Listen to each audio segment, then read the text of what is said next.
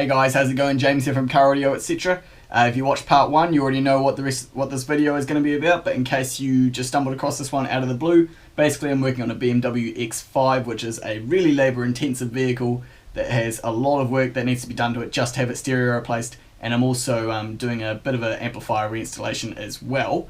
So this is part 2 of the 5-part series that I'm doing for this car. I've just made it 5 videos because the total edit for the whole project was going to be, quite long, about an hour. So I split it up into about 5 different videos. This is part 2. If you want to see part 1, you can click the card about here, somewhere here, if you're following along with this project. Thanks for coming back and enjoy this video.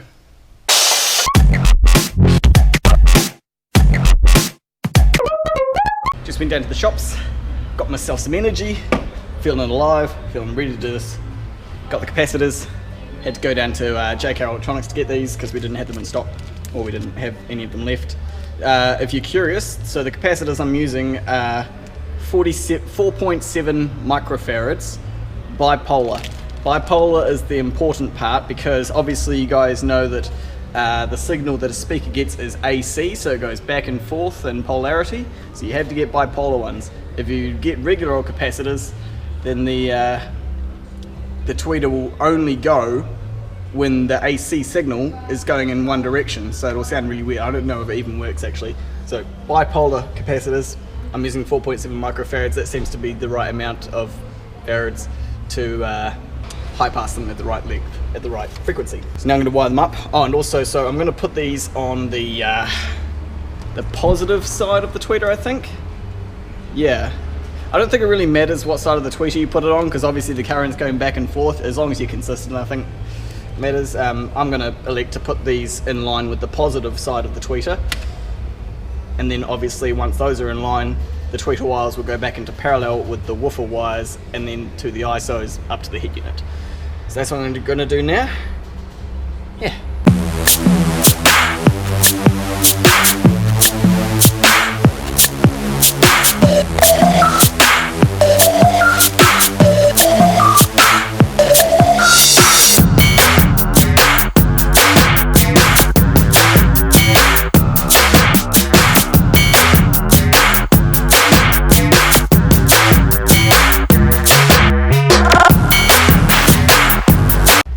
Okay guys, I've got them all wired up. So basically this is what I've got for each channel. So the thick ones you can see here are the woofer wires, and then the thin ones are the tweeter wires. And as you can see, I've just got the capacitor in line with the positive side for the tweeter on each one. So all I'm going to do now is put some heat shrink over them to cover them up, and then they'll be ready to connect to the ISO leads. Maybe that heat shrink doesn't shrink enough. I think I might just have to use electrical tape. Oh well. I'll just use electrical tape then, since the heat shrink doesn't quite go down small enough. I'll just tape them up.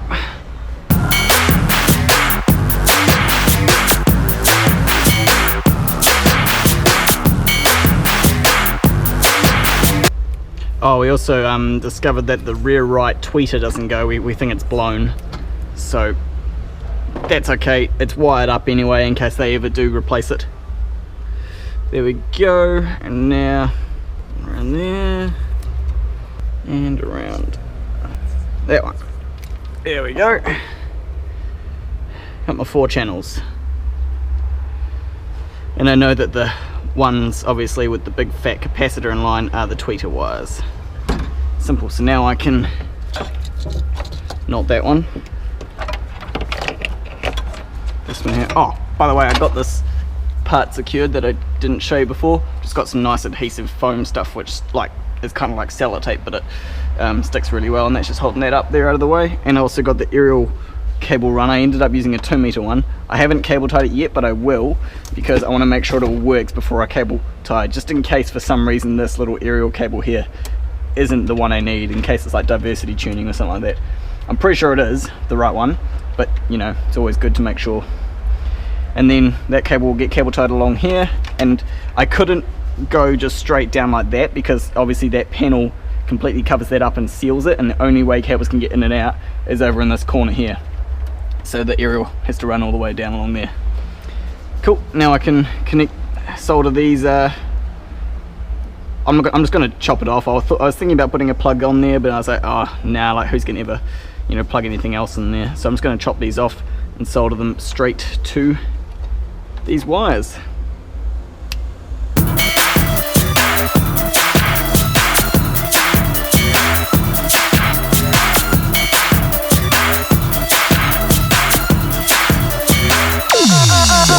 Okay guys, so I got the speaker wires done. I've also got the permanent and the accessory wires done, and I had a little trouble getting these ones going because I wanted to use the power supplies from the amplifier, like the permanent power supply for the amplifier and the turn-on wire, the accessory wire, but for some reason there was no power on them.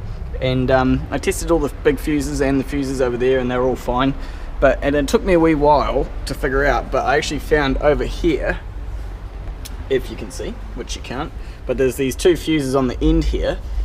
They weren't there. This whole block was empty, and then so I looked at what these ones related to on this chart, and all the fuses relating to like the amplifier, the tuner, the navigation, like all that is in this block, and they'd all been taken out. So all I had to do was like put one fuse in at a time. The first one got the permanent supply working, so that was good, and the second one got the accessory supply working. So yay, I'm able to get permanent and accessory down here from the amplifier wires.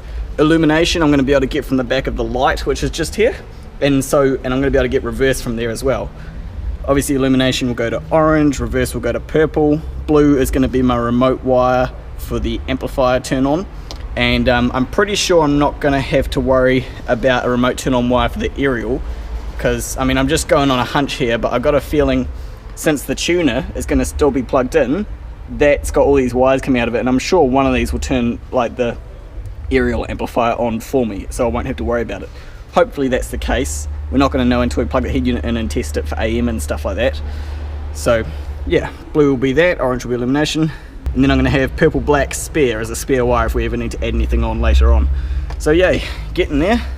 Just a couple more things to hook up from the light here. Oh, I need to hook up the earth. I can use the earth from this big brown cable here.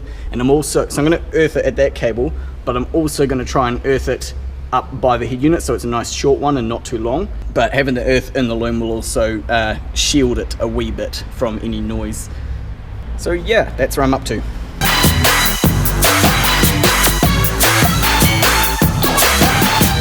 Slight change of plans. I was actually wrong. The reverse light isn't in this one, that's the indicator. The reverse lights are on the back of the tailgate here, and I was able to figure out what wire they are. Just lifting this up, I found that the white wire here is the reverse wire. So I just looked over here at the loom that comes out of the tailgate, found the white wire, tested it, that is the reverse wire, so got my little piece of purple wire which is going to extend over to here and connect there. It's like, that's yeah, simple, quick fix. One thing I'm not sure about though is testing over here for the park lights, for the illumination. I found two wires that have 6 volts on them-ish. I'm not really sure why that is, because there's only one park light. Not really sure. I'll figure it out. Okay guys, I'm pretty much there for the wiring. I had a little hiccup with the speaker wires. I actually discovered there are 2 more tweeters on the dash as well that I hadn't gotten hooked up. So I had to do a bit more rewiring to get them going, but otherwise the loom is, as you can see, all nicely bundled up. I've got the reverse wire connected. With the illumination, I was hoping to get illumination from the park lights, but they're actually LEDs, so they run off 2.5 volts, and that's not good enough for illumination. There isn't really a good illumination or 12 volt source for park lights really anywhere in this car, or that's convenient for me. So what I'm actually going to do is use the built-in timer one on the stereo, because this stereo, it has a function where you can set the dimmer on the stereo to turn on and off at certain times. So I'm just going to do that rather than trying to get a analog power supply for it. And then that pretty much just leaves me with orange, white and purple black in the plug, and those ones aren't getting used, so that can just stay down there out of the way. The aerial's plugged in. Of course I haven't tested that yet. Pretty much all these wires can just duck down out of the way now. And then I've got my remote wire and my RCAs to plug into the amp, which is going to go here. So I think that's actually what I'm going to tackle next. I'm going to take the amp off the back of the sub box, rerun the power wires if I need to over to here, and try and mount it on this panel, or in it would be better. So that's what I'm going to do now.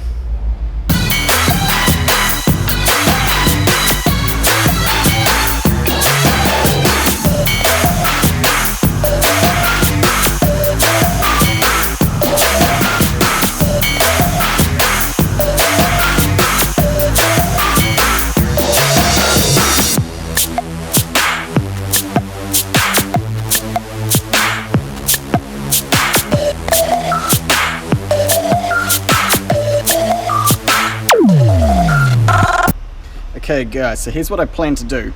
I've redone the power wires. I've moved the ground wire to this M6 bolt here. That's all good to go. I've put a longer power wire on because it was just coming out of that fuse box and going up. This, by the way, is the big factory fuse box. In behind here there's a whole bunch of mini A&L fuses for different parts of the car. So what I did is what I did for the previous installation is I've just put like a 60 amp fuse in there for this one, because there was actually a spare point, and I've got my power wire for the amp just coming out of that. And then this cover, obviously, one-handed, just pops back on like that, and then my power wire comes out up along the corner, juts down, and then pops up out of here with my, so I've got my remote, my ground, and my power RCAs here. They're going to plug in at the top, and then I'm also going to run some 12 gauge speaker wire from this point down along and up behind the seat, so that I can just plug the subwoofer in and out. And then what I'm going to do for mounting it, or what I plan on trying to do, is, so as you can see, kind of, I've put this piece of split conduit on the edge of this metal here, because what I want to do is have it so that the amplifier kind of just sits like that along here, and I've made a screw hole here which is going to go through this point, so I'm going to screw that end in, and then I've also put a hole here underneath, and that lines up with the foot that is at this end, and I'm going to put a big long M4 bolt in between that and here, which is going to hold it to, like, hold it this way and prevent it from falling that way and sliding in, and that's how I'm going to secure it. And then hopefully, yeah, hopefully all the cabling at the bottom should be hidden away, and you should be able to get to the controls and everything like that at the top. And I've already checked, and there is like literally just enough room for a hand in between the amp and this thing. With regards to heat, I'm not too concerned at this point, just because this amp was already, you know, completely this amp was already living in between the carpet of the sub box and the carpet of the back of the seat, so it would have gotten quite hot there, and it didn't display any issues with that. So I think this is going to be fine hidden away in here, and I think it will look good if it works. So that's what I plan on doing for that. But I'm at the point now, I think, where I need to start putting some stuff back together. Only thing that's holding me back is I haven't tested that aerial to see if that is the actual aerial, and I need to do that before I can actually start putting stuff back. So I think what I need to do is temporarily wire a head unit up the front there and plug the aerial in and see if we get reception, and see if there's a difference between having the key on and off, because that way I'll know if the aerial amplifier is turning on or not. And yeah, so that's what I'm going to do now. I'll just move this so it doesn't come crashing down. This one might do it. Hopefully, if I'm going to put these into permanent just so that it turns on, and then I need to see if there's a difference between having the car on or not. Actually, what I could do is just see if it gets see if it gets AM. Welcome. And AM. Seeking. So far, nothing. Let's turn the key on.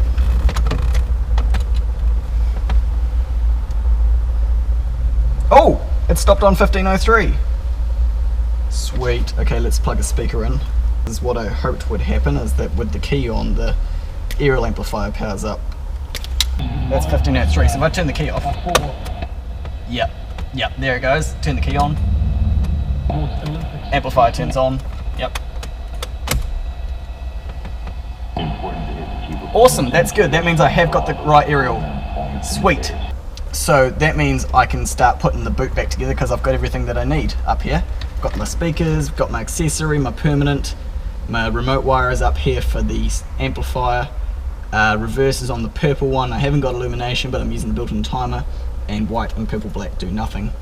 And I've got my aerial, I've got my camera. I need to solder that little red wire there to accessory, but that's not hard.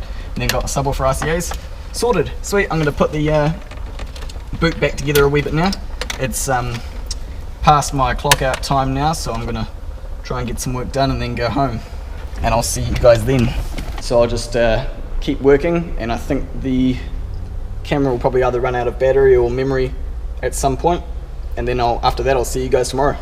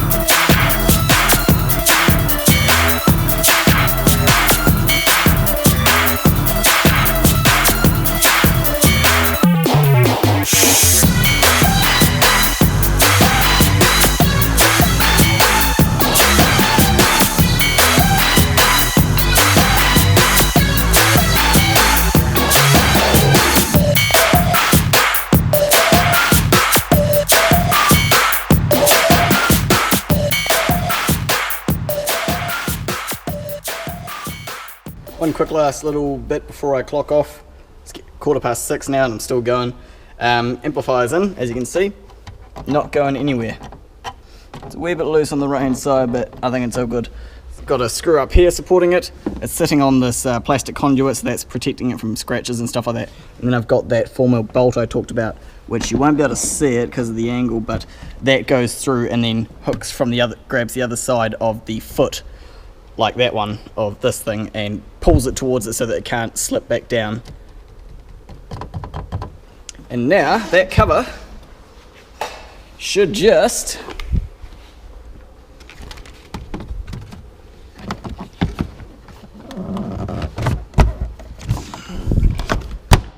there we go, done. There's the amp, gone. I'm actually really happy with that.